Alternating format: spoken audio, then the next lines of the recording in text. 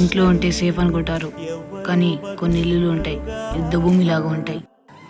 ఇల్లు అంటే శాంతి అనుకుంటారు, కానీ కొన్ని ఇళ్లల్లో ప్రతిరోజు యుద్ధమే. రే లేరా, అసలు ఎందుకురా నువ్వు ఉండేది? చదువు లేదు, ఏమీ లేదు. భవిష్యత్తులో ఏం చేయాలని అనుకుంటున్నావురా? అసలు నిన్నని ఏం లాభం లేదురా. పెంచింది నేను కదా చిన్న పుట్టాన్సి. నన్ను నేను కొట్టుకోవాలరా, నీ వల్ల ఏమీ లాభం లేకుండా పోయి. నాకు సమస్యలు లేవు, కానీ నన్ను అర్థం చేసుకున్నాను. నా గోల్ ఏందో నాకు తెలుసు. ఇంట్లో వాళ్ళకి చెప్పాలనిపిస్తుంది, కానీ ఇంట్లో వాళ్ళు వినేదానికి సిద్ధంగా లేరు. ఇంట్లో వాళ్ళు నన్ను ఒక రకంగా చూస్తున్నారు, కానీ నాకు ఎవరు పట్టించుకోలేదు. నా బాధని ఎవరికి చెప్పుకోలేకున్నాను, ఆఖరికి మీతో కూడా. నాలో ఉన్న బాధ అలాంటిది. అసలు ఎందుకు నాకు నేనే నచ్చలేదా? ఏమైంది ఏమైంది ఏమైంది? నాకే ఎందుకు ఇలా జరుగుతుంది? ఇంట్లో వాళ్ళు అలా అనుకుంటున్నారా, లేకుంటే నేను ఫీల్ అవుతున్నానా? నేనేం చేయాలి? నన్ను అర్థం చేసుకున్నప్పుడు వాళ్ళ పరిస్థితి కూడా అలానే ఉంది. అర్థం చేసుకున్నప్పుడు నేనేం చేయాలి?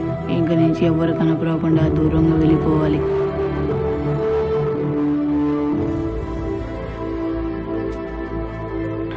వీడిని నేను ఊరికే కొట్టాను. వీడు ఇప్పుడు వెళ్ళి ఏం చేస్తాడో ఏమో. ఇక్కడ ఏందో లెటర్ ఉంది. అన్నా, నన్ను క్షమించు. నా వల్ల నీకు చాలా ప్రాబ్లమ్స్ వచ్చాయి.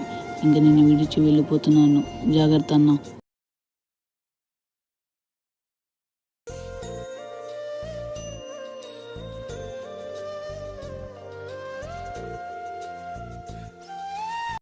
అందరినీ వదిలేసి దూరంగా ఉండటం కాదు జీవితం అంటే.